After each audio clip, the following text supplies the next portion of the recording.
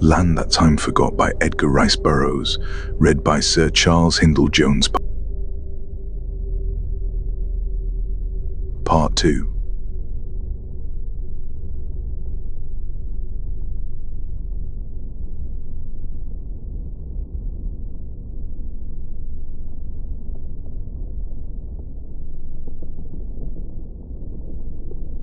Chapter 5. The steaks we had that night, and they were fine, and the following morning we tasted the broth. It seemed odd to be eating a creature that should, by all the laws of paleontology, have been extinct for several million years. It gave one a feeling of newness that was almost embarrassing, although it didn't seem to embarrass our appetites. Olsen ate until I thought he would burst. The girl ate with us that night, at the little officer's mess just back of the torpedo compartment. The narrow table was unfolded. The 4 stools were set out, and for the first time in days we sat down to eat. And for the first time in weeks we had something to eat other than the monotony of the short rations of an impoverished U-boat. Nob sat between the girl and me, and was fed with morsels of the plesiosaurus steak, at the risk of forever contaminating his manners. He looked at me sheepishly all the time, for he knew that no well-bred dog should eat at table. But the poor fellow was so wasted from improper food that I couldn't enjoy my own meal had he been denied an immediate share in it. And anyway, Lice wanted to feed him. So there you are. Liz was coldly polite to me, and sweetly gracious to Bradley and Olsen. She wasn't of the gushing type. I knew, so I didn't expect much from her, and was duly grateful for the few morsels of attention she threw upon the floor to me. We had a pleasant meal, with only one unfortunate occurrence, when Olsen suggested that possibly the creature we were eating was the same one that ate the German. It was some time before we could persuade the girl to continue her meal, but at last Bradley prevailed upon her, pointing out that we had come upstream nearly 40 miles since the bush had been seized, and that during that time we had seen literally thousands of these denizens of the river, indicating that the chances were very remote that this was the same plesiosaur. And anyway, he concluded, it was only a scheme of Mr. Olsen's to get all the steaks for himself. We discussed the future and ventured opinions as to what lay before us, but we could only theorize at best, for none of us knew. If the whole land was infested by these and similar horrid monsters, life would be impossible upon it. And we decided that we would only search long enough to find and take aboard fresh water and such meat and fruits as might be safely procurable, and then retrace our way beneath the cliffs to the open sea. And so at last we turned into our narrow bunks, hopeful, happy, and at peace with ourselves, our lives, and our God, to awaken the following morning refreshed and still optimistic. We had an easy time getting away, as we learned later, because the saurians do not commence to feed until late in the morning. From noon to midnight, their curve of activity is at its height, while from dawn to about 9 o'clock it is lowest. As a matter of fact, we didn't see one of them all the time we were getting underway, though I had the cannon raised to the deck and manned against an assault. I hoped, but I was none too sure, that shells might discourage them. The trees were full of monkeys of all sizes and shades, and once we thought we saw a man-like creature watching us from the depth of the forest. Shortly after we resumed our course upstream, we saw the mouth of another and smaller river, emptying into the main channel from the south, that is, upon our right, and almost immediately after we came upon a large island 5 or 6 miles in length, and at 50 miles there was a still larger river than the last coming in from the northwest, the course of the main stream having now changed to northeast by southwest. The water was quite free from reptiles, and the vegetation upon the banks of the river had altered to more open and park-like forest, with eucalyptus and acacia mingled with a scattering of tree ferns, as though 2 distinct periods of geologic time had overlapped and merged.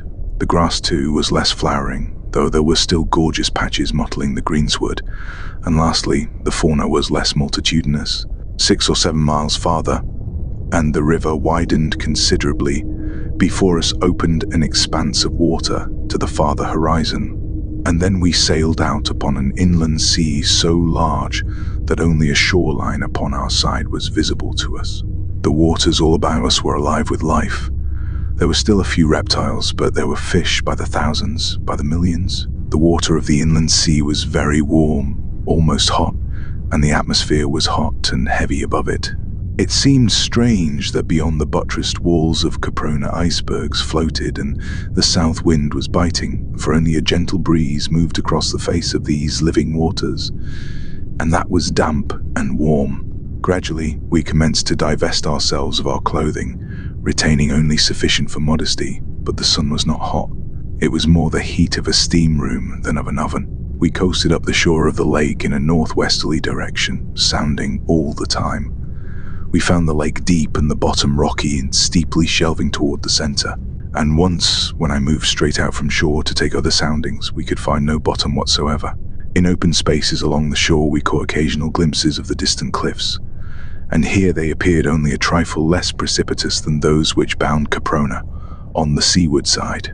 My theory is that in a far distant era, Caprona was a mighty mountain, perhaps the world's mightiest mountain, and that in some titanic eruption, volcanic action blew off the entire crest, blew thousands of feet of the mountain upward and outward and onto the surrounding continent, leaving a great crater, and then, possibly, the continent sank, as ancient continents have been known to do, leaving only the summit of Caprona above the sea. The encircling walls, the central lake, the hot springs which feed the lake, all point to such a conclusion, and the fauna and the flora bear indisputable evidence that Caprona was once part of some great landmass. As we cruised up along the coast, the landscape continued a more or less open forest, with here and there a small plain where we saw animals grazing. With my glass I could make out a species of large red deer, some antelope, and what appeared to be a species of horse, and once I saw the shaggy form of what might have been a monstrous bison. Here was game aplenty. There seemed little danger of starving upon Caprona. The game, however, seemed wary. For the instant the animals discovered us, they threw up their heads and tails and went cavorting off, those farther inland following the example of the others until all were lost in the mazes of the distant forest. Only the great, shaggy ox stood his ground.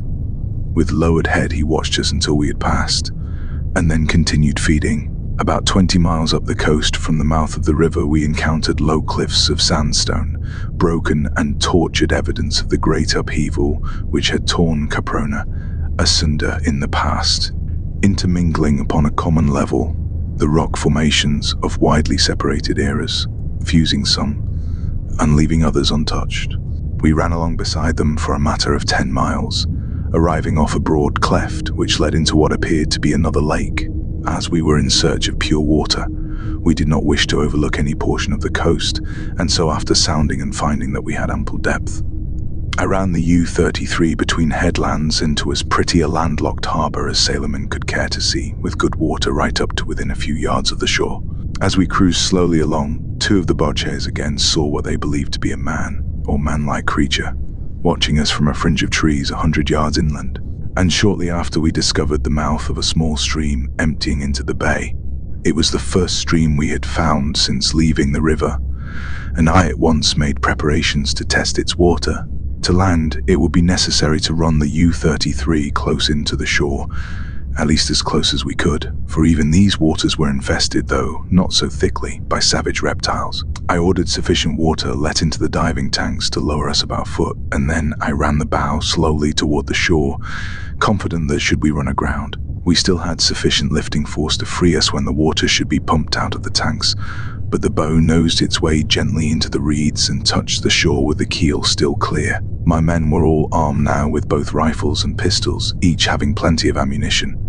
I ordered one of the Germans ashore with a line and sent two of my own men to guard him, for from what little we had seen of Caprona, or Caspak as we learned later to call the interior, we realized that any instant some new and terrible danger might confront us. The line was made fast to a small tree, and at the same time I had the stern anchor dropped. As soon as the Bosch and his guard were aboard again, I called all hands on deck, including von Schoenvorts, and there I explained to them that the time had come for us to enter into some sort of an agreement among ourselves that would relieve us of the annoyance and embarrassment of being divided into two antagonistic parts, prisoners and captors. I told them that it was obvious our very existence depended upon our unity of action, that we were to all intent and purpose entering a new world as far from the seat and causes of our own world war as if millions of miles of space and eons of time separated us from our past lives and habitations. There is no reason why we should carry our racial and political hatreds into Caprona, I insisted. The Germans among us might kill all the English, or the English might kill the last German, without affecting in the slightest degree either the outcome of even the smallest skirmish upon the Western Front or the opinion of a single individual in any belligerent or neutral country. I therefore put the issue squarely to you all. Shall we bury our animosities and work together with and for one another while we remain upon Caprona, or must we continue thus divided and but half-armed, possibly until death has claimed the last of us? And let me tell you, if you have not already realized it, the chances are 1,000 to 1 that not one of us ever will see the outside world again. We are safe now in the matter of food and water. We could provision the U-33 for a long cruise, but we are practically out of fuel, and without fuel we cannot hope to reach the ocean, as only a submarine can pass through the barrier cliffs. What is your answer? I turned toward von Schoenvorts. He eyed me in that disagreeable way of his and demanded to know, in case they accepted my suggestion, what their status would be in event of our finding a way to escape with the U-33. I replied that I felt that if we had all worked loyally together, we should leave Caprona upon a common footing.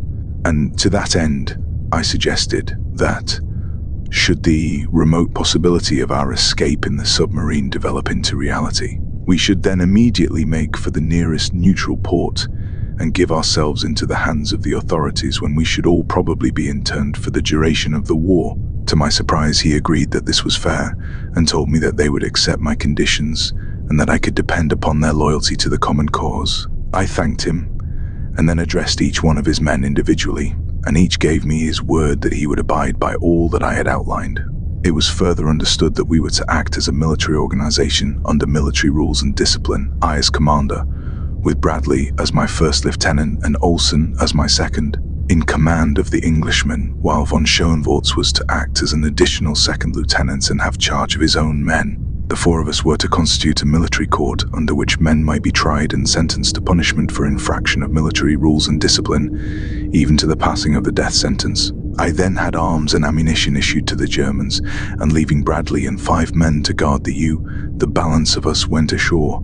The first thing we did was to taste the water of the little stream, which to our delight we found sweet, pure and cold. This stream was entirely free from dangerous reptiles, because, as I later discovered, they became immediately dormant when subjected to a much lower temperature than 70 degrees Fahrenheit. They dislike cold water and keep as far away from it as possible. There were countless brook trout here, and deep holes that invited us to bathe. And along the bank of the stream were trees bearing a close resemblance to ash and beech and oak, their characteristics evidently induced by the lower temperature of the air above the cold water, and by the fact that their roots were watered by the water from the stream rather than from the warm springs which we afterward found in such abundance elsewhere. Our first concern was to fill the water tanks of the U-33 with fresh water, and that having been accomplished, we set out to hunt for game and explore inland for a short distance. Olsen, von Schoenvorts, 2 Englishmen and 2 Germans accompanied me, leaving 10 to guard the ship and the girl. I had intended leaving Nobbs behind, but he got away and joined me, and was so happy over it that I hadn't the heart to send him back. We followed the stream upward through a beautiful country for about 5 miles, and then came upon its source in a little boulder-strewn clearing. From among the rocks bubbled fully 20 ice-cold springs.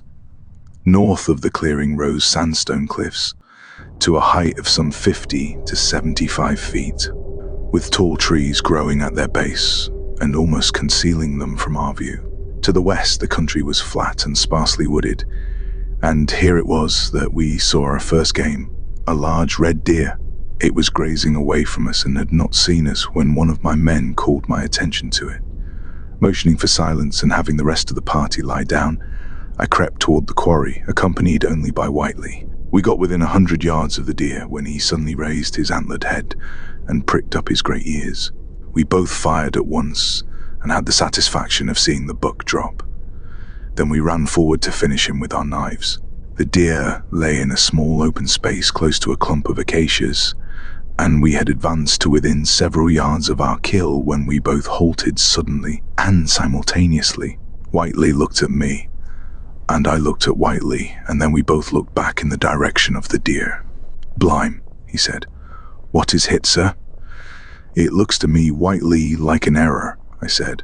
"Some assistant god who had been creating elephants must have been temporarily transferred to the lizard department."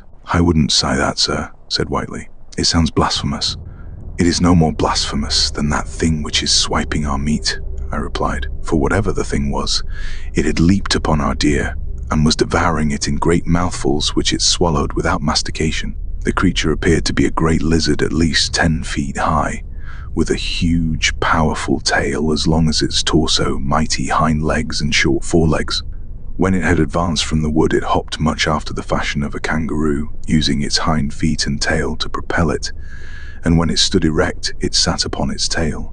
Its head was long and thick, with a blunt muzzle, and the opening of the jaws ran back to a point behind the eyes, and the jaws were armed with long, sharp teeth. The scaly body was covered with black and yellow spots about a foot in diameter and irregular in contour.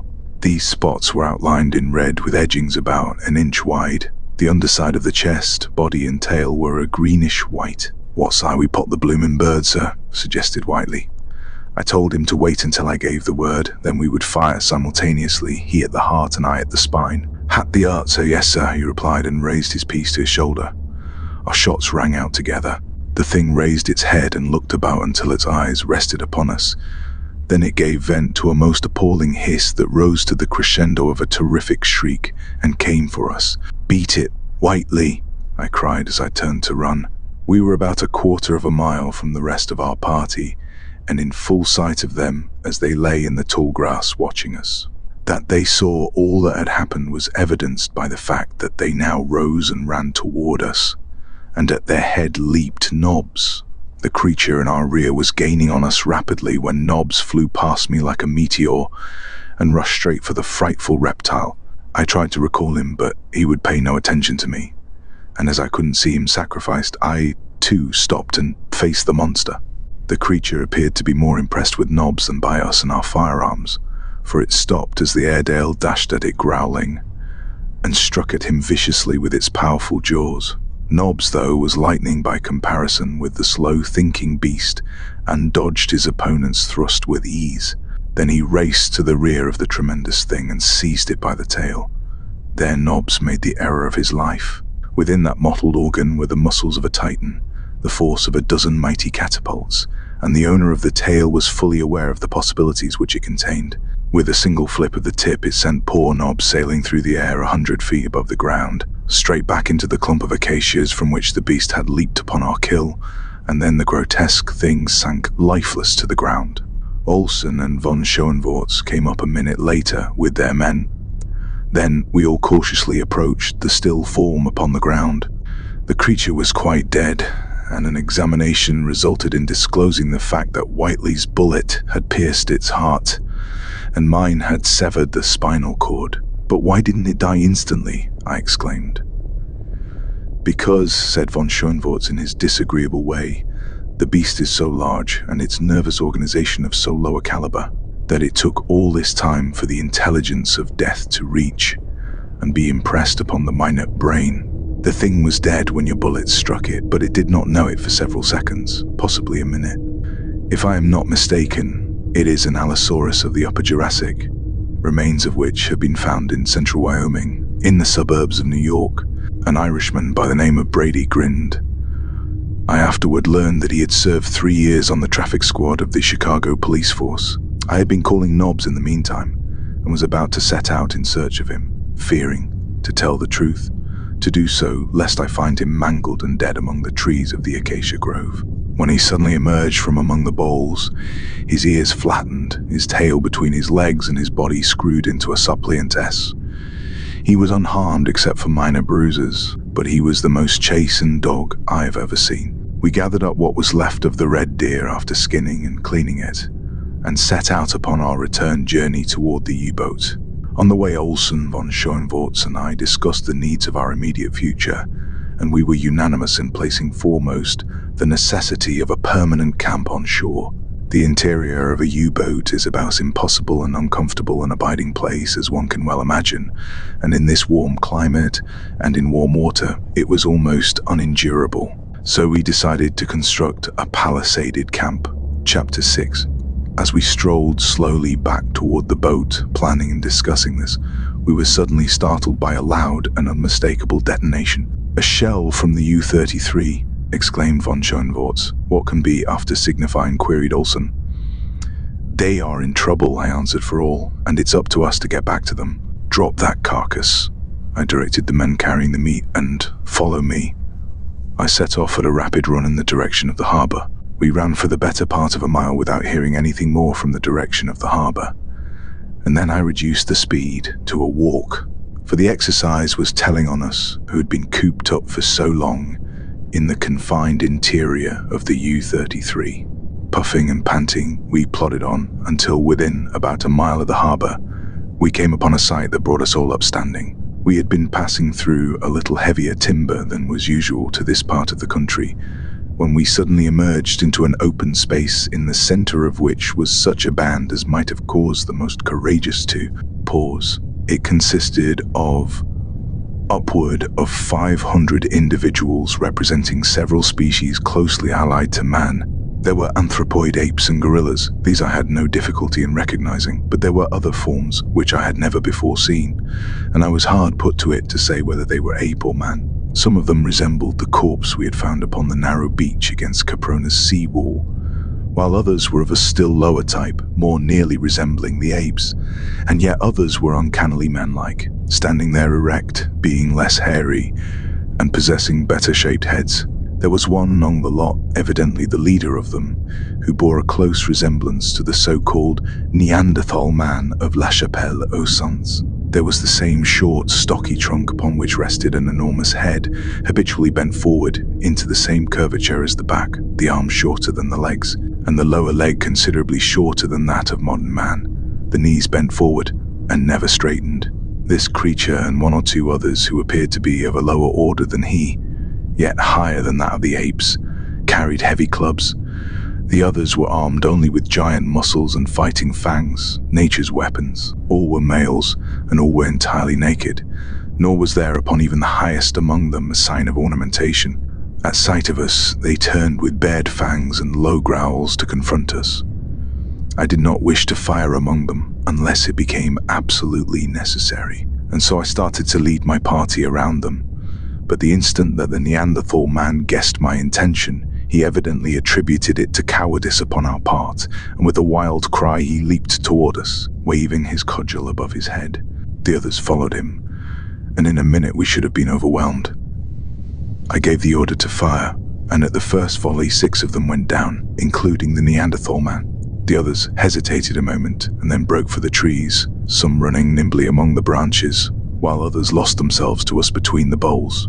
Both von Schoenvorts and I noticed that at least 2 of the higher man-like types took to the trees quite as nimbly as the apes, while others that more nearly approached man in carriage and appearance sought safety upon the ground with the gorillas. An examination disclosed that 5 of our erstwhile opponents were dead, and the 6th, the Neanderthal man, was but slightly wounded, a bullet having glanced from his thick skull stunning him.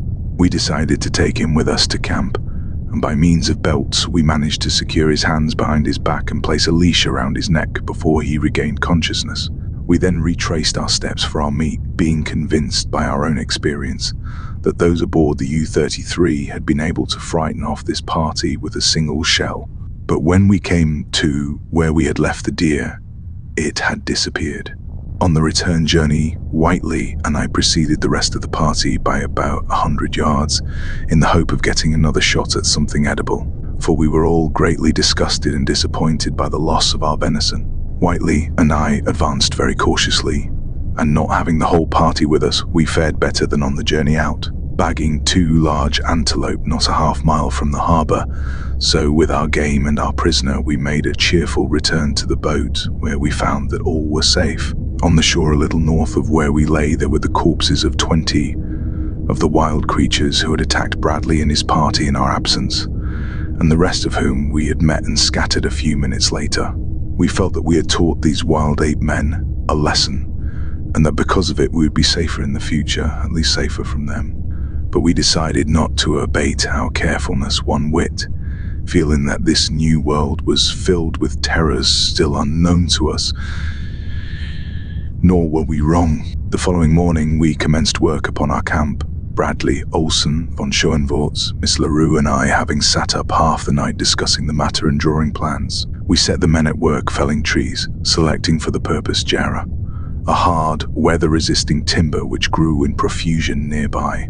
Half the men labored while the other half stood guard, alternating each hour with an hour off at noon. Olsen directed this work. Bradley, von Schoenvorts and I, with Miss LaRue's help, staked out the various buildings and the outer wall. When the day was done, we had quite an array of logs nicely notched and ready for our building operations on the morrow, and we were all tired, for after the buildings had been staked out, we all fell in and helped with the logging, all but von Schoenvorts. He, being a Prussian and a gentleman, couldn't stoop to such menial labor in the presence of his men, and I didn't see fit to ask it of him, as the work was purely voluntary upon our part. He spent the afternoon shaping a swagger stick from the branch of jarrah and talking with Miss LaRue, who had sufficiently unbent toward him to notice his existence. We saw nothing of the wild men of the previous day, and only once were we menaced by any of the strange denizens of Caprona, when some frightful nightmare of the sky swooped down upon us, only to be driven off by a fusillade of bullets. The thing appeared to be some variety of pterodactyl, and what with its enormous size and ferocious aspect was most awe-inspiring. There was another incident too, which to me at least was far more unpleasant than the sudden onslaught of the prehistoric reptile. Two of the men, both Germans, were stripping a felled tree of its branches. Von Schoenvorts had completed his swagger stick, and he and I were passing close to where the two worked. One of them threw to his rear a small branch that he had just chopped off, and as misfortune would have it, it struck von Schoenvorts across the face. It couldn't have hurt him, for it didn't leave a mark, but he flew into a terrific rage, shouting, "Attention!" in a loud voice. The sailor immediately straightened up, faced his officer, clicked his heels together and saluted.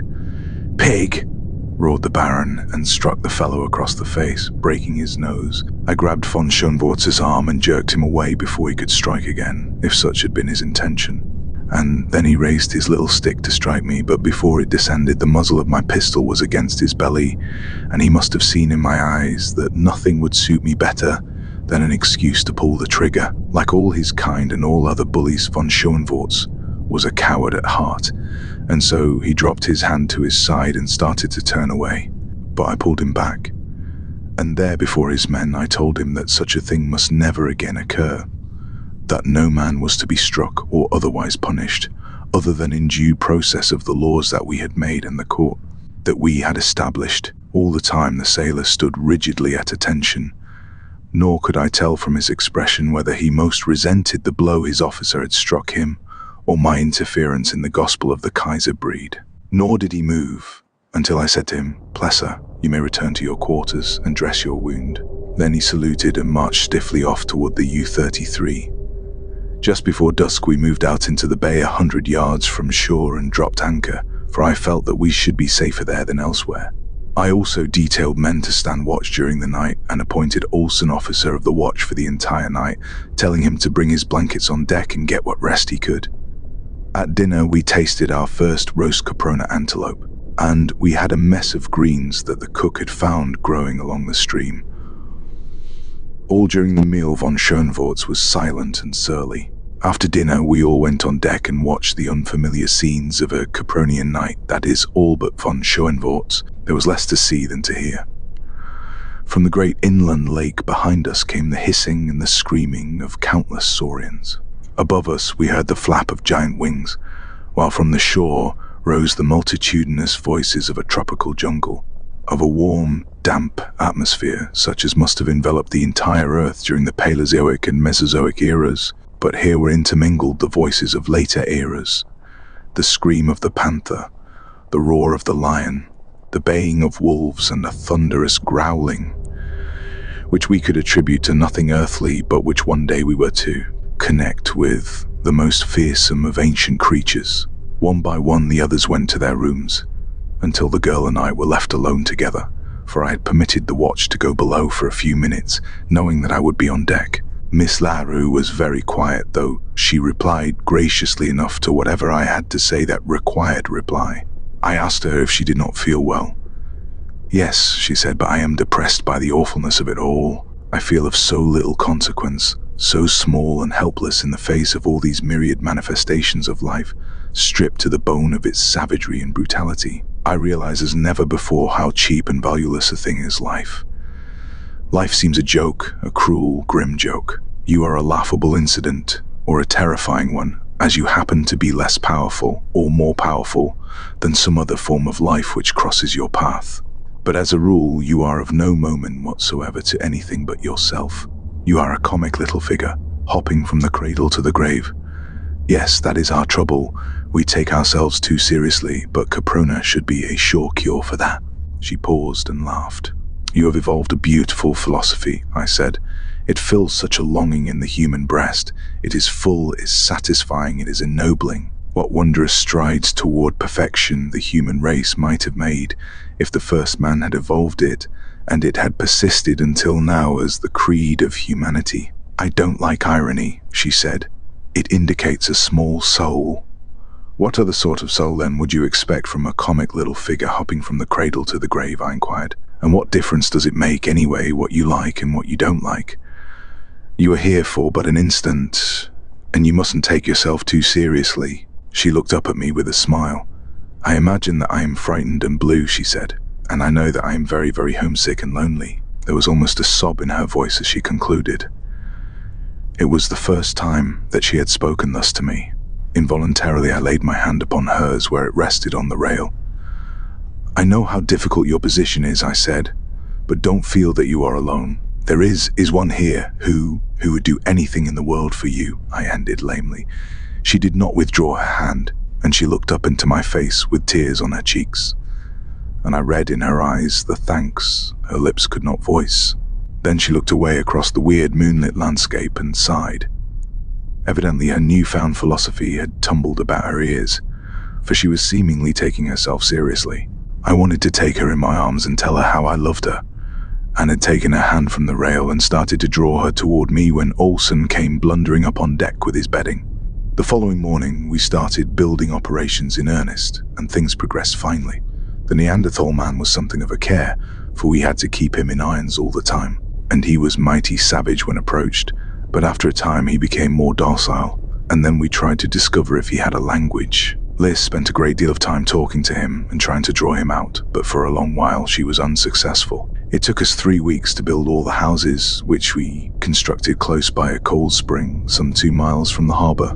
We changed our plans a trifle when it came to building the palisade, for we found a rotted cliff nearby where we could get all the flat building stone we needed, and so we constructed a stone wall entirely around the buildings. It was in the form of a square, with bastions and towers at each corner which would permit an enfilading fire along any side of the fort, and was about 135 feet square on the outside, with walls 3 feet thick at the bottom and about 1.5 feet wide at the top, and 15 feet high.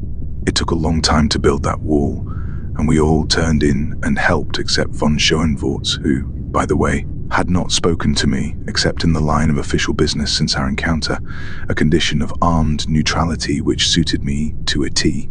We have just finished it, the last touches being put on today. I quit about a week ago and commenced working on this chronicle for our strange adventures, which will account for any minor errors in chronology which may have crept in. There was so much material that I may have made some mistakes, but I think they are but minor and few. I see in reading over the last few pages that I neglected to state that Liz finally discovered that the Neanderthal man possessed a language. She has learned to speak it, and so have I to some extent. It was he, his name he says is Arm, who told us that this country is called Caspak. When we asked him how far it extended, he waved both arms about his head in an all-including gesture which took in, apparently, the entire universe. He is more tractable now, and we are going to release him, for he has assured us that he will not permit his fellows to harm us. He calls us Gallus, and says that in a short time he will be a Gallu. It is not quite clear to us what he means, He says that there are many Gallus north of us, and that as soon as he becomes one, he will go and live with them. Arm went out to hunt with us yesterday and was much impressed by the ease with which our rifles brought down antelopes and deer. We have been living upon the fat of the land, Arm having shown us the edible fruits, tubers and herbs, and twice a week we go out after fresh meat. A certain proportion of this we dry and store away, for we do not know what may come. Our drying process is really smoking. We have also dried a large quantity of 2 varieties of cereal which grow wild a few miles south of us. One of these is a giant Indian maize, a lofty perennial often 50 and 60 feet in height, with ears the size of a man's body and kernels as large as your fist. We have had to construct a second storehouse for the great quantity of this that we have gathered. September 3rd, 1916.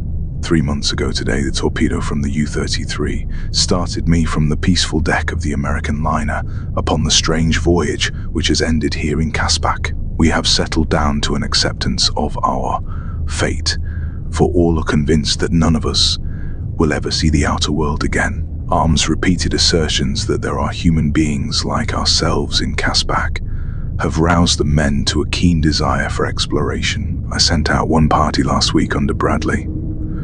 Arm, who is now free to go and come as he wishes, accompanied them. They marched about 25 miles due west, encountering many terrible beasts and reptiles, and not a few man-like creatures whom Arm sent away. Here is Bradley's report of the expedition. Marched 15 miles the first day, camping on the bank of a large stream which runs southward. Game was plentiful, and we saw several varieties which we had not before encountered in Caspak. Just before making camp, we were charged by an enormous woolly rhinoceros, which Plesser dropped with a perfect shot. We had rhinoceros steaks for supper. Arm called the thing Attis. It was almost a continuous battle from the time we left the fort until we arrived at camp. The mind of man can scarce conceive the plethora of carnivorous life in this lost world. And their prey, of course, is even more abundant. The second day we marched about 10 miles to the foot of the cliffs, passed through dense forests close to the base of the cliffs, saw man-like creatures and a low order of ape in one band, and some of the men swore that there was a white man among them. They were inclined to attack us at first, but a volley from our rifles caused them to change their minds. We scaled the cliffs as far as we could, but near the top they are absolutely perpendicular without any sufficient cleft or protuberance to give hand or foothold. All were disappointed, for we hungered for a view of the ocean and the outside world. We even had a hope that we might see and attract the attention of a passing ship. Our exploration has determined one thing which will probably be of little value to us and never heard of. Beyond Caprona's walls, this crater was once entirely filled with water. Indisputable evidence of this is on the face of the cliffs. Our return journey occupied 2 days and was as filled with adventure as usual. We are all becoming accustomed to adventure. It is beginning to pall on us. We suffered no casualties, and there was no illness. I had to smile as I read Bradley's report.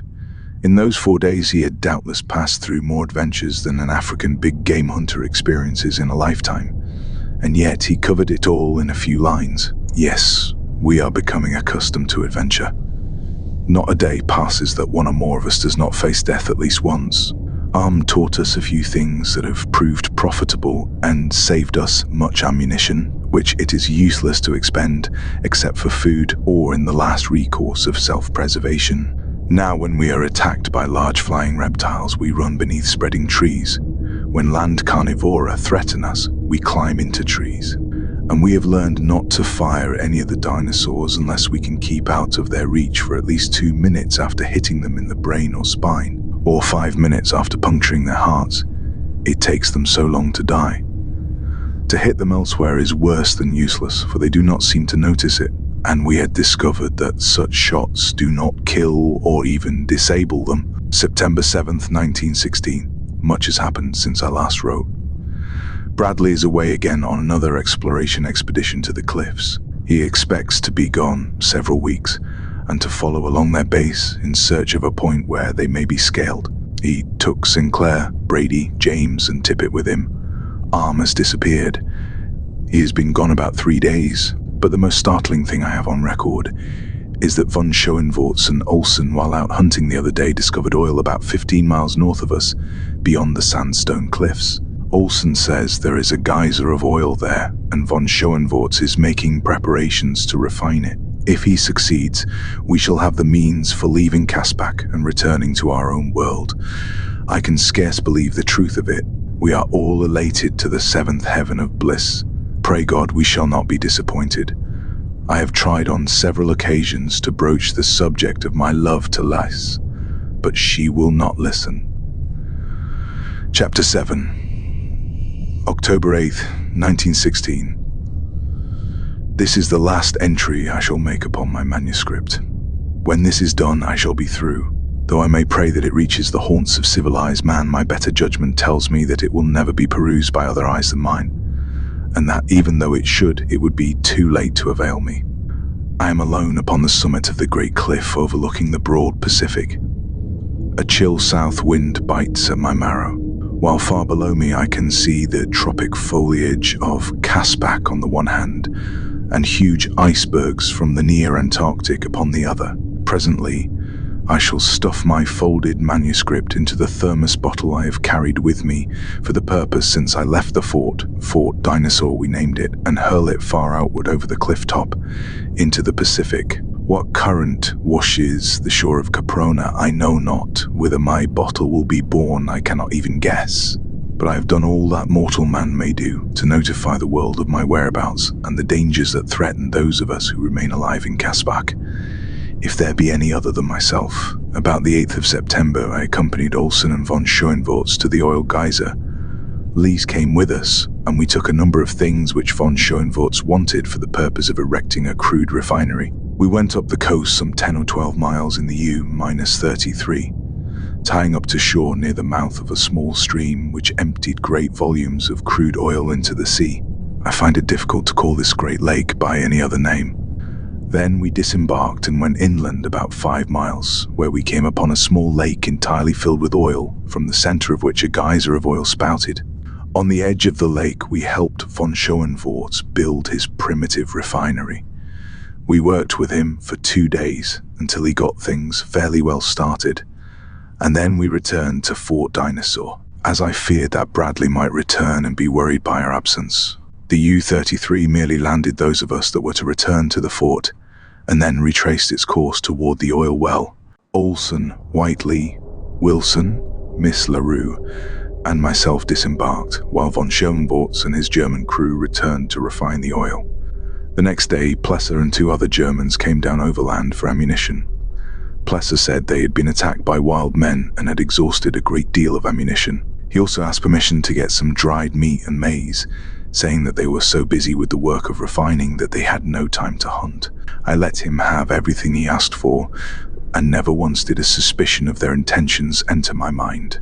They returned to the oil well the same day, while we continued with the multitudinous duties of camp life. For 3 days, nothing of moment occurred. Bradley did not return, nor did we have any word from von Schoenvorts. In the evening, Lys and I went up into one of the bastion towers and listened to the grim and terrible nightlife of the frightful ages of the past. Once a saber-tooth screamed almost beneath us, and the girl shrank close against me. As I felt her body against mine, all the pent love of these 3 long months shattered the bonds of timidity and conviction, and I swept her up into my arms and covered her face and lips with kisses. She did not struggle to free herself, but instead, her dear arms crept up about my neck and drew my own face even closer to hers. "You love me less?" I cried. I felt her head nod an affirmative against my breast. "Tell me, Lys," I begged. "Tell me in words how much you love me." Low and sweet and tender came the answer. "I love you beyond all conception." My heart filled with rapture then, and it fills now, as it has each of the countless times I have recalled those dear words, as it shall fill always until death has claimed me. I may never see her again. She may not know how I love her. She may question, she may doubt, but always true and steady, and warm with the fires of love. My heart beats for the girl who said that night, "I love you beyond all conception." For a long time we sat there upon the little bench constructed for the sentry that we had not as yet thought it necessary to post in more than one of the 4 towers. We learned to know one another better in those 2 brief hours than we had in all the months that had intervened since we had been thrown together. She told me that she had loved me from the first, and that she never had loved von Schoenvorts, their engagement having been arranged by her aunt for social reasons. That was the happiest evening of my life, nor ever do I expect to experience its like, but at last, as is the way of happiness, it terminated. We descended to the compound, and I walked with Lys to the door of her quarters. There again she kissed me and bade me good night, and then she went in and closed the door. I went to my own room, and there I sat by the light of one of the crude candles we had made from the tallow of the beasts we had killed, and lived over the events of the evening. At last I turned in and fell asleep, dreaming happy dreams and planning for the future.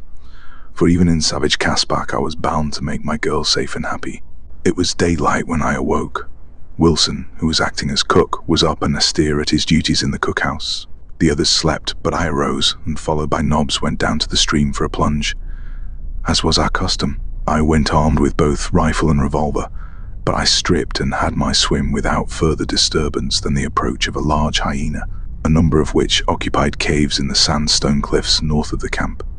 These brutes are enormous and exceedingly ferocious. I imagine they correspond with the cave hyena of prehistoric times. This fellow charged Nobbs, whose Capronian experiences had taught him that discretion is the better part of valor, with the result that he dived head foremost into the stream beside me after giving vent to a series of ferocious growls, which had no more effect upon hyena Spalius than might a sweet smile upon an enraged tusker.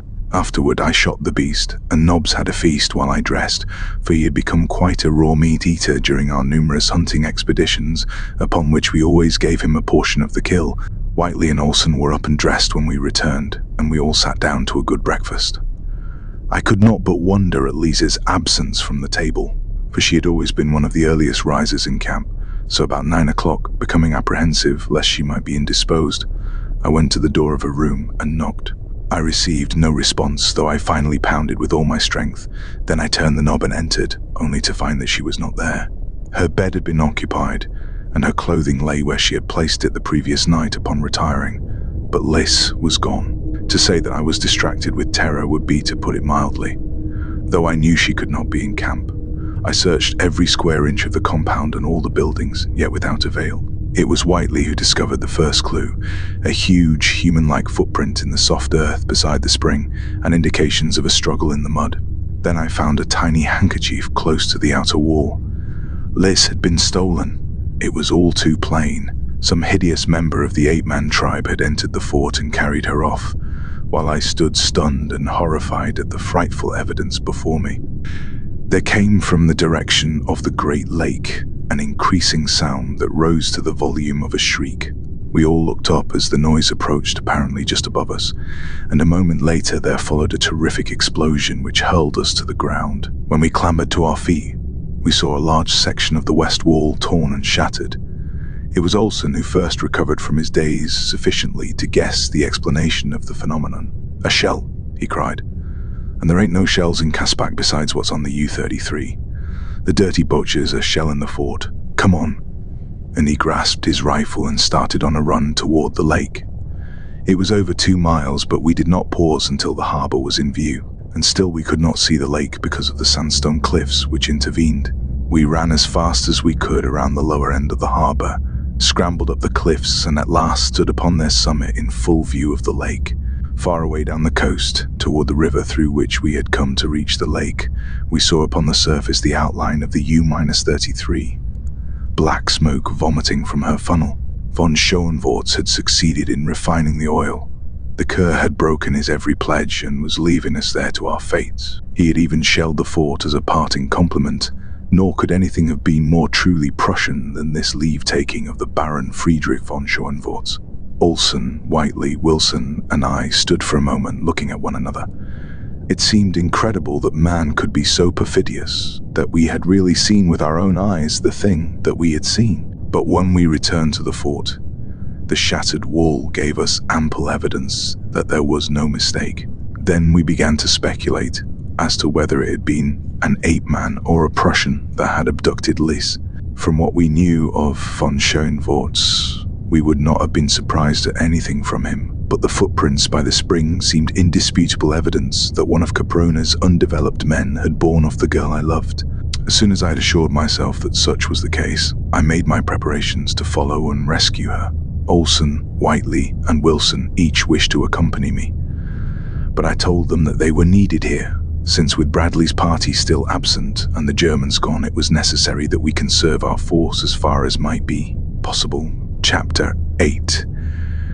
It was a sad leave-taking, as in silence I shook hands with each of the 3 remaining men. Even poor Nobbs appeared dejected as we quit the compound and set out upon the well-marked spoor of the abductor. Not once did I turn my eyes backward toward Fort Dinosaur. I have not looked upon it since, nor in all likelihood shall I ever look upon it again. The trail led northwest until it reached the western end of the sandstone cliffs to the north of the fort.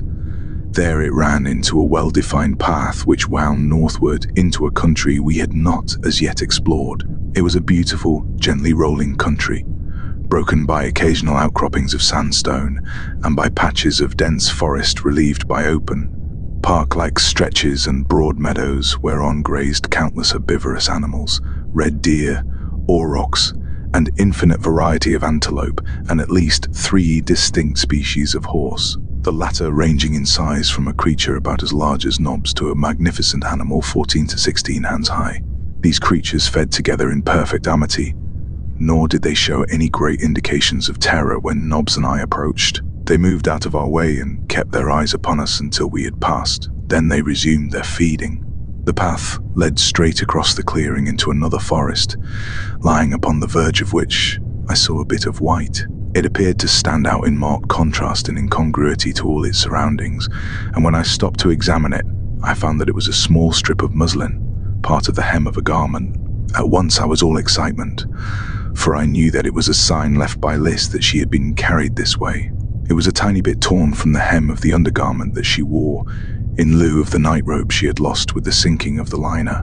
Crushing the bit of fabric to my lips, I pressed on even more rapidly than before, because I now knew that I was upon the right trail, and that up to this point at least, Liz still had lived.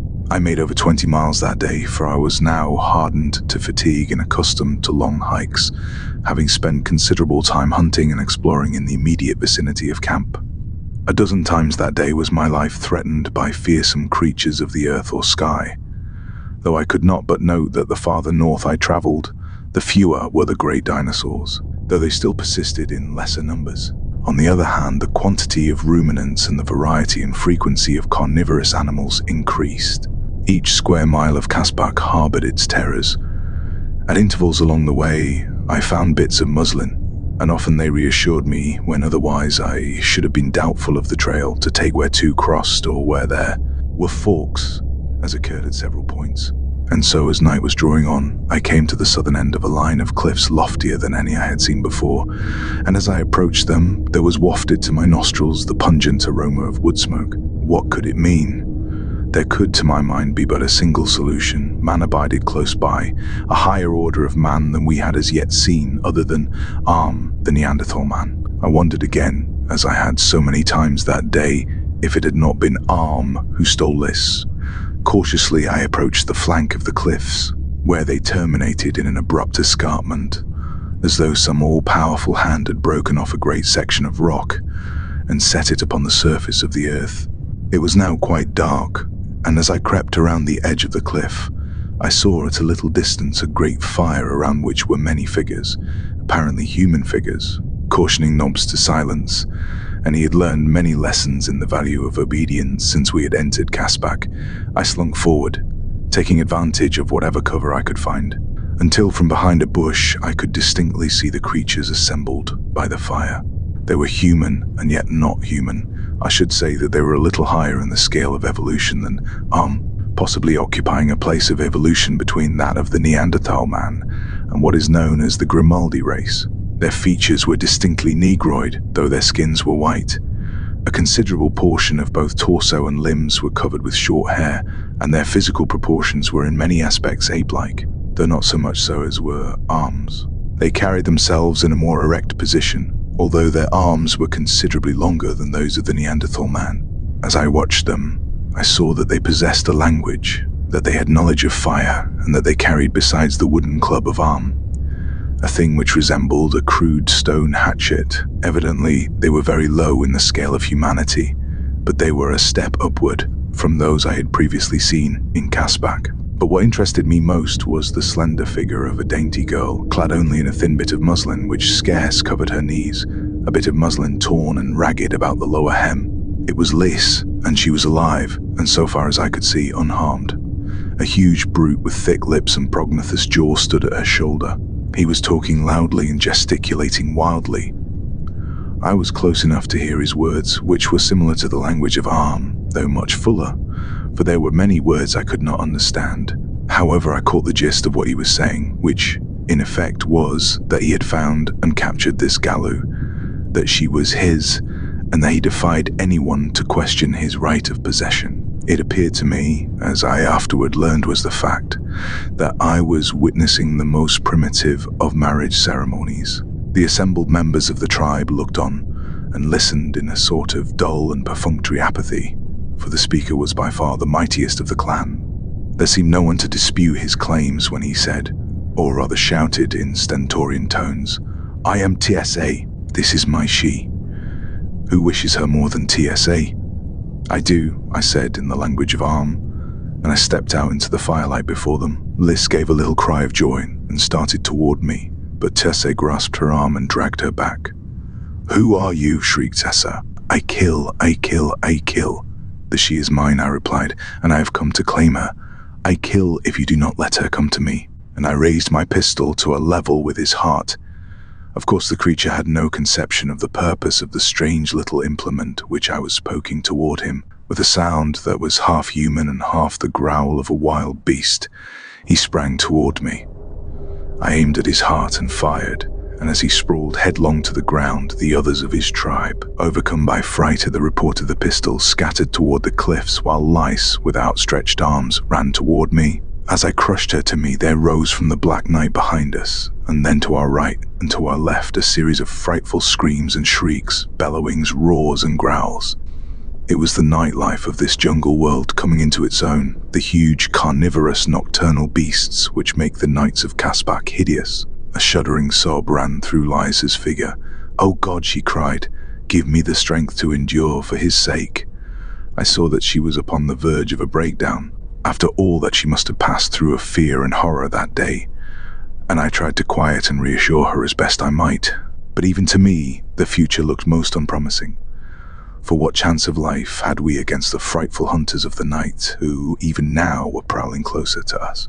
Now I turned to see what had become of the tribe, and in the fitful glare of the fire, I perceived that the face of the cliff was pitted with large holes into which the man-things were clambering. "Come," I said to Lys, "we must follow them. We cannot last a half hour out here. We must find a cave." Already we could see the blazing green eyes of the hungry carnivora. I seized a brand from the fire and hurled it out into the night, and there came back an answering chorus of savage and rageful protest. But the eyes vanished for a short time. Selecting a burning branch for each of us, we advanced toward the cliffs, where we were met by angry threats. "They will kill us," said Lys. "We may as well keep on in search of another refuge." "They will not kill us so surely as will those others out there," I replied. "I'm going to seek shelter in one of these caves, nor will the man-things prevent." And I kept on in the direction of the cliff's base. A huge creature stood upon a ledge and brandished his stone hatchet. "Come, and I will kill you and take the she," he boasted. "You saw how TSA fared when he would have kept my she," I replied in his own tongue. "Thus will you fare and all your fellows if you do not permit us to come in peace among you out of the dangers of the night. Go north," he screamed. "Go north among the Gallus, and we will not harm you. Someday will we be Gallus, but now we are not. You do not belong among us. Go away, or we will kill you. The she may remain if she is afraid, and we will keep her. But the he must depart." "The he won't depart," I replied, and approached still nearer. Rough and narrow ledges formed by nature gave access to the upper caves. A man might scale them if unhampered and unhindered, but to clamber upward in the face of a belligerent tribe of half-men, and with a girl to assist, was beyond my capability. "I do not fear you," screamed the creature. "You were close to TSA, but I'm far above you. You cannot harm me as you harm TSA. Go away."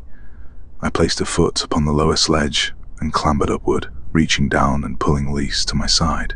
Already I felt safer. Soon, we would be out of danger of the beasts again closing in upon us. The man above us raised his stone hatchet above his head and leaped lightly down to meet us.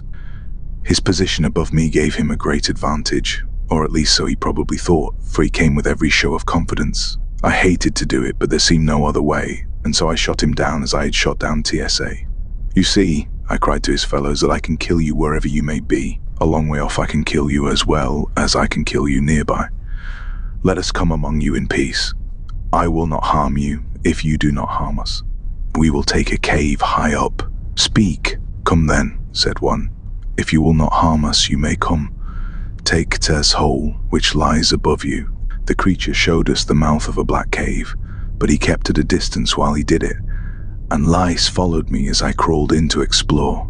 I had matches with me, and in the light of one, I found a small cavern with a flat roof and floor, which followed the cleavage of the strata. Pieces of the roof had fallen at some long-distant date, as was evidenced by the depth of the filth and rubble in which they were embedded. Even a superficial examination revealed the fact that nothing had ever been attempted that might have improved the livability of the cavern, nor, should I judge, had it ever been cleaned out. With considerable difficulty, I loosened some of the larger pieces of broken rock which littered the floor and placed them as a barrier before the doorway. It was too dark to do more than this. I then gave Liz a piece of dried meat, and sitting inside the entrance, we dined as must have some of our ancient forebears at the dawning of the age of man. While far below the open diapason of the savage night rose weird and horrifying to our ears. In the light of the great fire still burning, we could see huge, skulking forms, and in the blacker background, countless flaming eyes. Liz shuddered, and I put my arm around her and drew her to me, and thus we sat throughout the hot night. She told me of her abduction and of the fright she had undergone, and together we thanked God that she had come through unharmed, because the great brute had dared not pause along the danger-infested way. She said that they had but just reached the cliffs when I arrived, for on several occasions her captor had been forced to take to the trees with her to escape the clutches of some hungry cave lion or saber-toothed tiger, and that twice they had been obliged to remain for considerable periods before the beasts had retired. Nobbs, by dint of much scrambling and one or two narrow escapes from death, had managed to follow us up the cliff and was now curled between me and the doorway, having devoured a piece of the dried meat, which he seemed to relish immensely. He was the first to fall asleep, but I imagine we must have followed suit soon, for we were both tired. I had laid aside my ammunition belt and rifle, though both were close beside me, but my pistol I kept in my lap beneath my hand. However, we were not disturbed during the night, and when I awoke, the sun was shining on the treetops in the distance. Lisa's head had drooped to my breast, and my arm was still about her. Shortly afterward, Liz awoke, and for a moment she could not seem to comprehend her situation. She looked at me and then turned and glanced at my arm about her, and then she seemed quite suddenly to realize the scantiness of her apparel and drew away, covering her face with her palms and blushing furiously.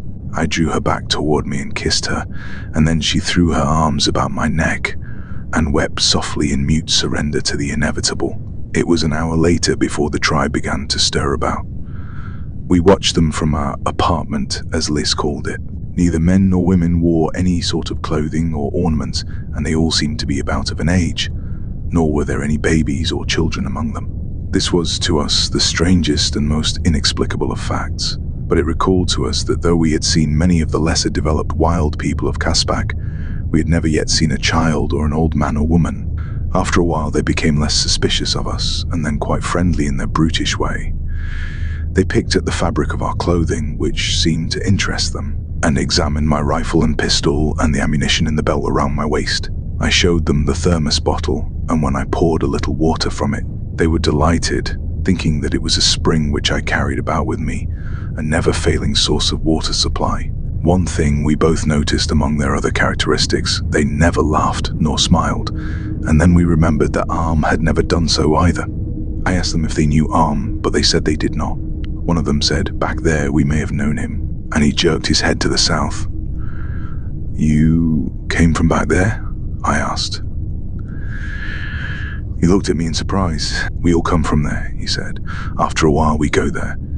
And this time, he jerked his head toward the north. "Be Gallus," he concluded. Many times now had we heard this reference to becoming Gallus.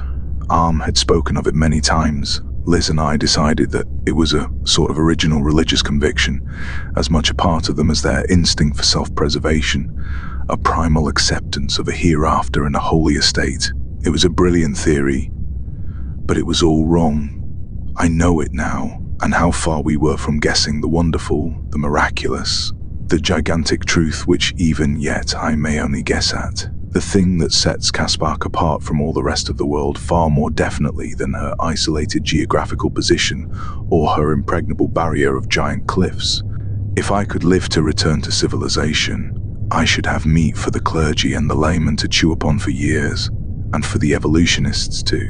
After breakfast, the men set out to hunt, while the women went to a large pool of warm water, covered with a green scum and filled with billions of tadpoles. They waded in to where the water was about a foot deep and lay down in the mud. They remained there from 1 to 2 hours and then returned to the cliff. While we were with them, we saw this same thing repeated every morning, but though we asked them why they did it, we could get no reply which was intelligible to us. All they vouchsafed in way of explanation was the single word "ata." They tried to get Liz to go in with them, and could not understand why she refused.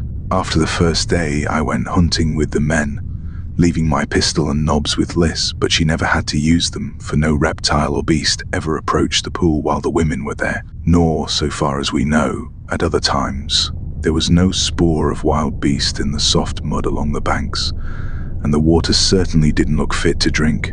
This tribe lived largely upon the smaller animals, which they bowled over with their stone hatchets, after making a wide circle about their quarry, and driving it so that it had to pass close to one of their number. The little horses and the smaller antelope they secured in sufficient numbers to support life, and they also ate numerous varieties of fruits and vegetables. They never brought in more than sufficient food for their immediate needs, but why bother? The food problem of Caspak is not one to cause worry to her inhabitants. The fourth day, Lice told me that she thought she felt equal to attempting the return journey on the morrow. And so I set out for the hunt in high spirits, for I was anxious to return to the fort and learn if Bradley and his party had returned, and what had been the result of his expedition. I also wanted to relieve their minds as to Liz and myself, as I knew that they must have already given us up for dead. It was a cloudy day, though warm, as it always is in Caspak. It seemed odd to realize that just a few miles away winter lay upon the storm-tossed ocean, and that snow might be falling all about Caprona. But no snow could ever penetrate the damp, hot atmosphere of the great crater. We had to go quite a bit farther than usual before we could surround a little bunch of antelope. And as I was helping drive them, I saw a fine red deer a couple of 100 yards behind me. He must have been asleep in the long grass, for I saw him rise and look about him in a bewildered way. And then I raised my gun and let him have it. He dropped, and I ran forward to finish him with a long, thin knife which one of the men had given me, but just as I reached him, he staggered to his feet and ran on for another 200 yards when I dropped him again. Once more was this repeated before I was able to reach him and cut his throat. Then I looked around for my companions, as I wanted them to come and carry the meat home, but I could see nothing of them. I called a few times and waited, but there was no response and no one came. At last I became disgusted, and cutting off all the meat that I could conveniently carry, I set off in the direction of the cliffs. I must have gone about a mile before the truth dawned upon me. I was lost, hopelessly lost. The entire sky was still completely blotted out by dense clouds, nor was there any landmark visible by which I might have taken my bearings. I went on in the direction I thought was south, but which I now imagine must have been about due north, without detecting a single familiar object. In a dense wood, I suddenly stumbled upon a thing which at first filled me with hope, and later with the most utter despair and dejection. It was a little mound of new-turned earth, sprinkled with flowers long since withered, and at one end was a flat slab of sandstone stuck in the ground. It was a grave, and it meant for me that I had at last stumbled into a country inhabited by human beings. I would find them, they would direct me to the cliffs, perhaps they would accompany me and take us back with them to their abodes, to the abodes of men and women like ourselves. My hopes and my imagination ran riot in the few yards I had to cover to reach that lonely grave and stoop that I might read the rude characters scratched upon the simple headstone. This is what I read. Here lies John Tippet, Englishman, killed by Tyrannosaurus sept. A.D.R.I.P. Tippet. It seemed incredible. Tippet lying here in this gloomy wood, Tippet dead. He had been a good man, but the personal loss was not what affected me. It was the fact that this silent grave gave evidence that Bradley had come this far upon his expedition, and that he too probably was lost, for it was not our intention that he should be long gone. If I had stumbled upon the grave of one of the party, was it not within reason to believe that the bones of the others lay scattered somewhere near?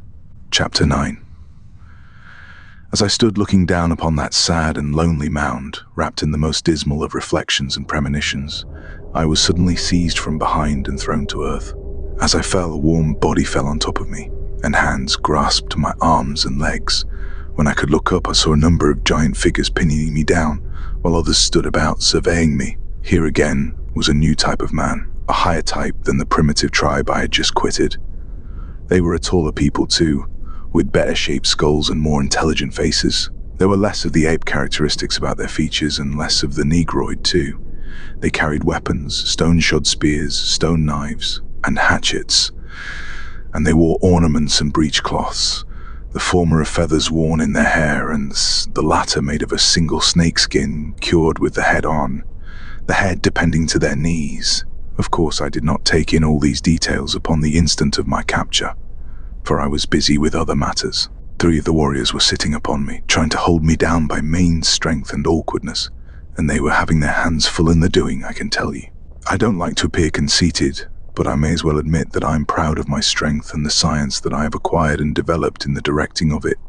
That my horsemanship I always have been proud of. And now, that day, all the long hours that I had put into careful study, practice and training brought me in 2 or 3 minutes of full return upon my investment. Californians, as a rule, are familiar with jujutsu, and I especially had made a study of it for several years, both at school and in the gym of the Los Angeles Athletic Club, while recently I had in my employ a Jap who was a wonder at the art. It took me just about 30 seconds to break the elbow of one of my assailants, trip another, and send him stumbling backward among his fellows, and throw the third completely over my head in such a way that when he fell his neck was broken.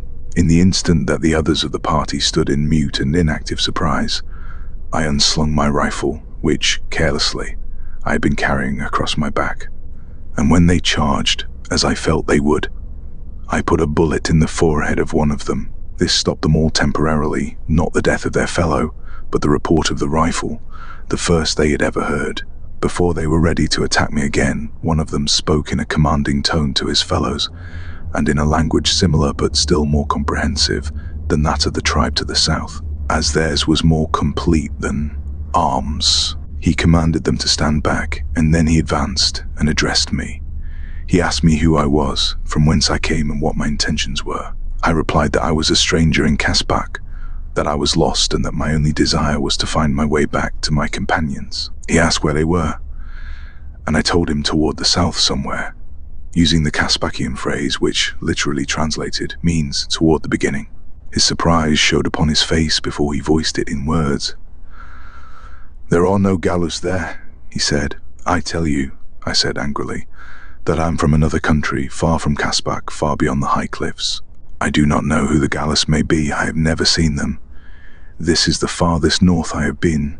Look at me, look at my clothing and my weapons.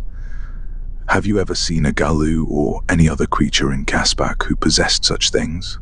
He had to admit that he had not, and also that he was much interested in me, my rifle, and the way I had handled his 3 warriors. Finally, he became half convinced that I was telling him the truth and offered to aid me if I would show him how I had thrown the man over my head, and also make him a present of the bang spear, as he called it. I refused to give him my rifle, but promised to show him the trick he wished to learn if he would guide me in the right direction. He told me that he would do so tomorrow, that it was too late today, and that I might come to their village and spend the night with them. I was loath to lose so much time, but the fellow was obdurate, and so I accompanied them. The two dead men they left where they had fallen, nor gave them a second glance. Thus cheap is life upon Caspak. These people also were cave dwellers, but their caves showed the result of a higher intelligence that brought them a step nearer to civilized man than the tribe next toward the beginning. The interiors of their caverns were cleared of rubbish, though still far from clean, and they had pallets of dried grasses covered with the skins of leopard, lynx, and bear, while before the entrances were barriers of stone and small, rudely circular stone ovens. The walls of the cavern to which I was conducted were covered with drawings scratched upon the sandstone. There were the outlines of the giant red deer, of mammoths, of tigers and other beasts. Here, as in the last tribe, there were no children or any old people. The men of this tribe had two names, or rather names of two syllables, and their language contained words of two syllables, whereas in the tribe of TSA the words were all of a single syllable, with the exception of a very few like Attis and Galus. The chief's name was Joe, and his household consisted of 7 females and himself. These women were much more comely, or rather less hideous than those of TSA's people. One of them even was almost pretty, with high coloring. They were all much interested in me and examined my clothing and equipment carefully, handling and feeling and smelling of each article. I learned from them that their people were known as Bandlu, or spearmen. TSA's race was called Stolu, hatchet men. Below these in the scale of evolution came the Bolu, or clubmen, and then the Alus, who had no weapons and no language. In that word I recognized what to me seemed the most remarkable discovery I had made upon Caprona, for unless it were mere coincidence, I had come upon a word that had been handed down from the beginning of spoken language upon Earth, been handed down for millions of years, perhaps, with little change. It was the sole remaining thread of the ancient woof of a dawning culture which had been woven when Caprona was a fiery mount upon a great landmass teeming with life. It linked the unfathomable then to the eternal now, and yet it may have been pure coincidence. My better judgment tells me that it is coincidence that in Caspak the term for speechless man is Alus, and in the outer world of our own day it is Alalus. The comely woman of whom I spoke was called Sotar, and she took such a lively interest in me that Joe finally objected to her attentions, emphasizing his displeasure by knocking her down and kicking her into a corner of the cavern. I leaped between them while he was still kicking her, and obtaining a quick hold upon him, dragged him screaming with pain from the cave. Then I made him promise not to hurt the she again, upon pain of worse punishment. Sotar gave me a grateful look, but Joe and the balance of his women was sullen and ominous. Later in the evening, Sotar confided to me that she was soon to leave the tribe. So, to soon to be Krolu, she confided in a low whisper. I asked her what a Krolu might be, and she tried to explain, but I do not yet know if I understood her. From her gestures, I deduced that the Keorolus were a people who were armed with bows and arrows, had vessels in which to cook their food and huts of some sort in which they lived, and were accompanied by animals. It was all very fragmentary and vague, but the idea seemed to be that the Keorolus were a more advanced people than the Bandlus. I pondered a long time upon all that I had heard before sleep came to me.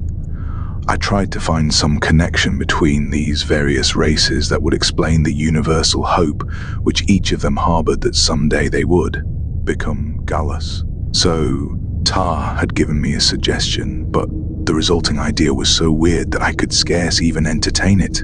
Yet it coincided with Arm's expressed hope, with the various steps in evolution I had noted in the several tribes I had encountered, and with the range of type represented in each tribe. For example, among the Bandlu were such types as Sotar, who seemed to me to be the highest in the scale of evolution, and to Joe, who was just a shade nearer the ape, while there were others who had flatter noses, more prognathous faces and hairier bodies. The question puzzled me. Possibly in the outer world the answer to it is locked in the bosom of the Sphinx. Who knows? I do not. Thinking the thoughts of a lunatic or a dope fiend, I fell asleep, and when I awoke, my hands and feet were securely tied and my weapons had been taken from me. How they did it without awakening me I cannot tell you. It was humiliating, but it was true. To Joe stood above me. The early light of morning was dimly filtering into the cave. "Tell me," he demanded, "how to throw a man over my head and break his neck, for I'm going to kill you, and I wish to know this thing before you die." Of all the ingenuous declarations I have ever heard, this one copped the proverbial bun. It struck me as so funny that even in the face of death, I laughed. Death, I may remark here, had, however, lost much of its terror for me.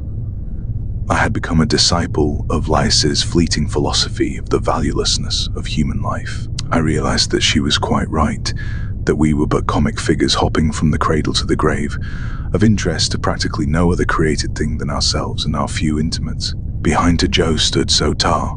She raised one hand with the palm toward me, the Caspakian equivalent of a negative shake of the head. "Let me think about it," I parried. And Joe said that he would wait until night. He would give me a day to think it over. Then he left and the women left. The men for the hunt, and the women, as I later learned from Sotar, for the warm pool where they immersed their bodies, as did the chaise of the Stolu. "Atta," explained Sotar, when I questioned her as to the purpose of this matutinal rite, but that was later. I must have lain there bound and uncomfortable for 2 or 3 hours when at last Sotar entered the cave. She carried a sharp knife, mine in fact, and with it she cut my bonds. "Come," she said. "Sotar will go with you back to the gallows." It is time that Sotar left the Bandlu. Together we will go to the Krolu, and after that the gallows. Joe will kill you tonight. He will kill Sotar if he knows that Sotar aided you. We will go together. "I will go with you to the Krolu," I replied. "But then I must return to my own people toward the beginning." "You cannot go back," she said. "It is forbidden. They would kill you. Thus far have you come, there is no returning." "But I must return," I insisted. "My people are there. I must return and lead them in this direction." She insisted, and I insisted, but at last we compromised. I was to escort her as far as the country of the Krolu, and then I was to go back after my own people and lead them north into a land where the dangers were fewer, and the people less murderous. She brought me all my belongings that had been filched from me: rifle, ammunition, knife, and thermos bottle, and then hand in hand we descended the cliff and set off toward the north.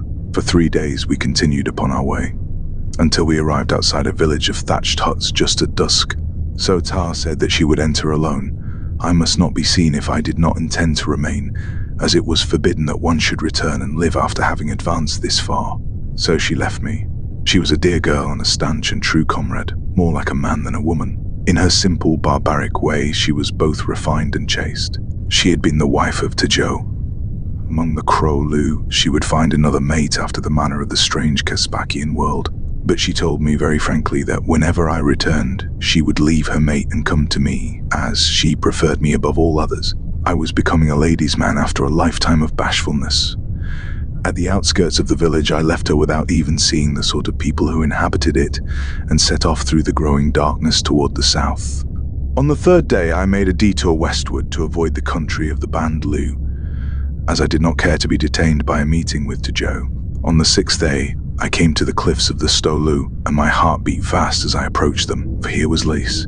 Soon I would hold her tight in my arms again. Soon her warm lips would merge with mine. I felt sure that she was still safe among the Hatchet people, and I was already picturing the joy and the love light in her eyes when she should see me once more as I emerged from the last clump of trees and almost ran toward the cliffs. It was late in the morning. The women must have returned from the pool, yet as I drew near I saw no sign of life whatever. They have remained longer, I thought, but when I was quite close to the base of the cliffs, I saw that which dashed my hopes and my happiness to earth.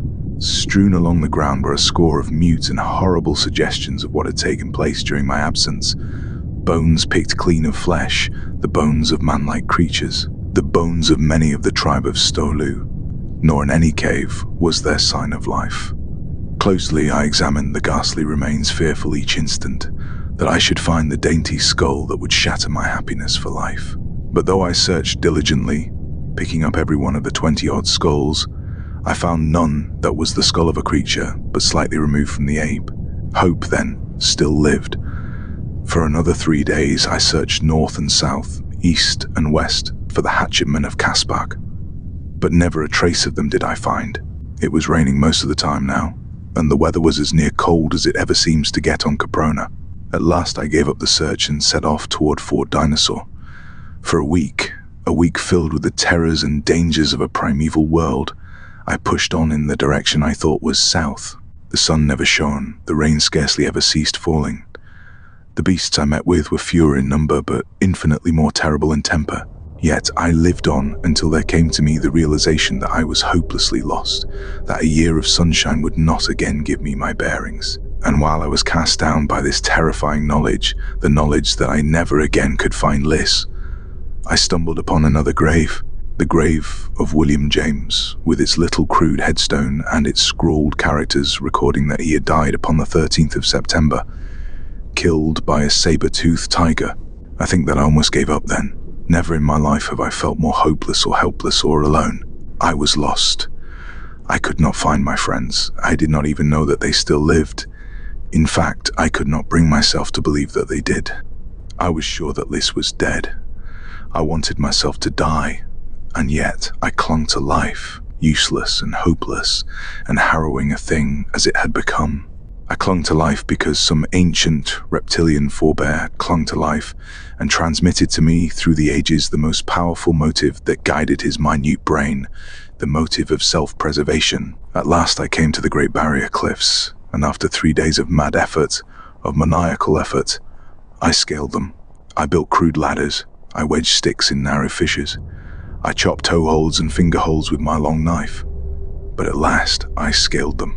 Near the summit I came upon a huge cavern.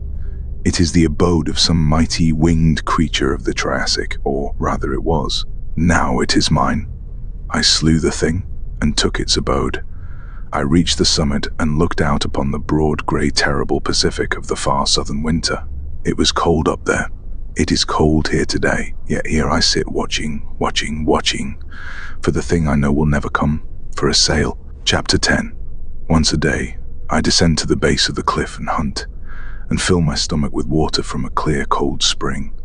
I have 3 gourds, which I fill with water, and take back to my cave against the long nights. I have fashioned a spear and a bow and arrow, that I may conserve my ammunition, which is running low. My clothes are worn to shreds. Tomorrow I shall discard them for leopard skins, which I have tanned and sewn into a garment, strong and warm. It is cold up here. I have a fire burning, and I sit bent over it while I write, but I am safe here.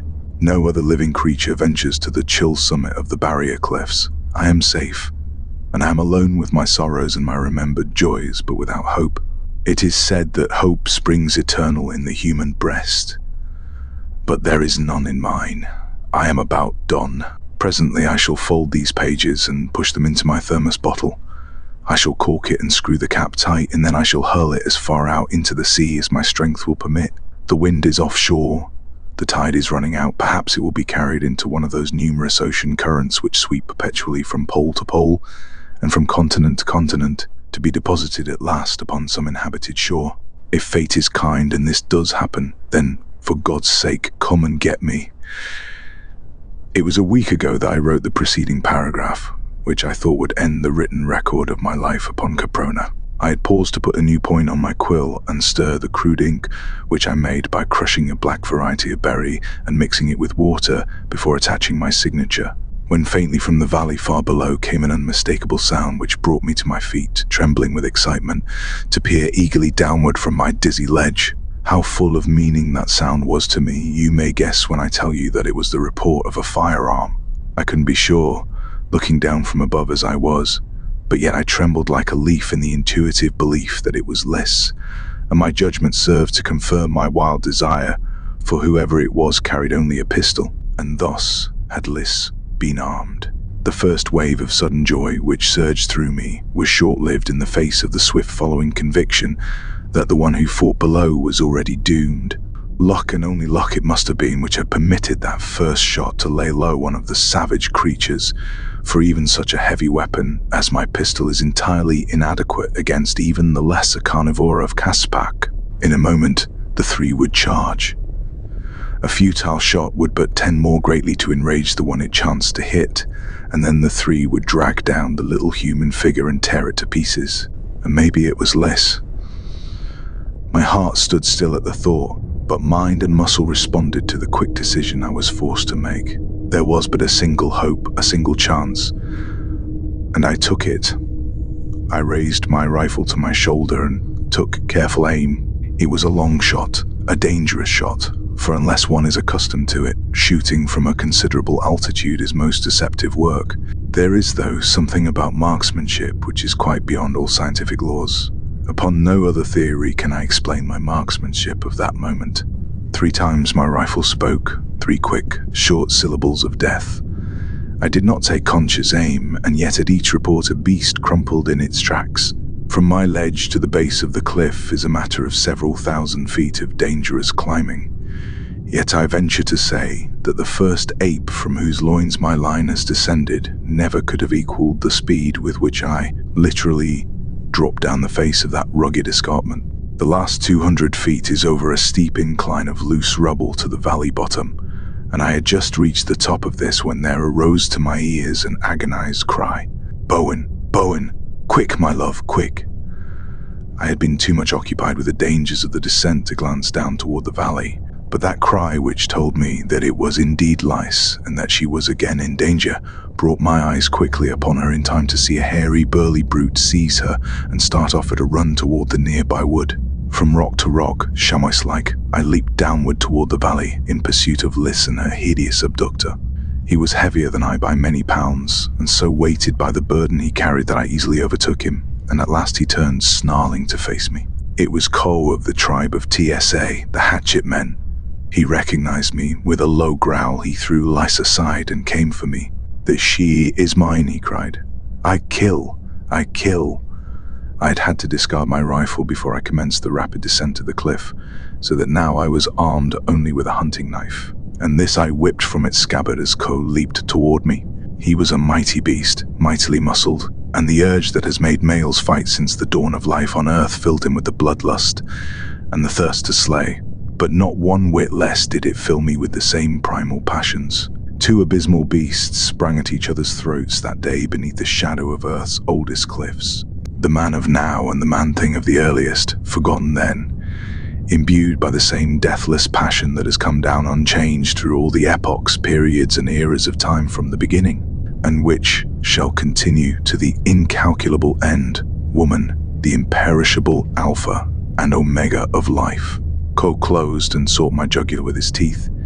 He seemed to forget the hatchet dangling by its aurochs hide thong at his hip, as I forgot for the moment the dagger in my hand, and I doubt not but that Coe would easily have bested me in an encounter of that sort had not Lice's voice awakened within my momentarily reverted brain the skill and cunning of reasoning man. "Bowen," she cried, "your knife, your knife!" It was enough. It recalled me from the forgotten eon to which my brain had flown, and left me once again a modern man battling with a clumsy, unskilled brute. No longer did my jaws snap at the hairy throat before me, but instead my knife sought and found a space between 2 ribs over the savage heart. Coe voiced a single horrid scream, stiffened spasmodically and sank to the earth, and Lace threw herself into my arms. All the fears and sorrows of the past were wiped away, and once again I was the happiest of men. With some misgivings, I shortly afterward cast my eyes upward toward the precarious ledge which ran before my cave, for it seemed to me quite beyond all reason to expect a dainty modern belle to essay the perils of that frightful climb. I asked her if she thought she could brave the ascent, and she laughed gaily in my face. "Watch," she cried, and ran eagerly toward the base of the cliff. Like a squirrel, she clambered swiftly aloft, so that I was forced to exert myself to keep pace with her. At first she frightened me, but presently I was aware that she was quite as safe here as was I. When we finally came to my ledge, and I again held her in my arms, she recalled to my mind that for several weeks she had been living the life of a cave girl with the tribe of Hatchet Men. They had been driven from their former caves by another tribe which had slain many and carried off quite half the females, and the new cliffs to which they had flown had proven far higher and more precipitous, so that she had become, through necessity, a most practiced climber. She told me of Coe's desire for her, since all his females had been stolen, and of how her life had been a constant nightmare of terror as she sought by night and by day to elude the great brute. For a time, Nobbs had been all the protection she required, but one day he disappeared, nor has she seen him since. She believes that he was deliberately made away with, and so do I, for we both are sure that he never would have deserted her. With her means of protection gone, Liz was now at the mercy of the hatchet man, nor was it many hours before he had caught her at the base of the cliff and seized her. But as he bore her triumphantly aloft toward his cave, she had managed to break loose and escape him. For 3 days he has pursued me, she said, through this horrible world. How I have passed through in safety I cannot guess, nor how I have always managed to outdistance him. Yet I have done it, until just as you discovered me. Fate was kind to us, Bowen. I nodded my head in assent and crushed her to me.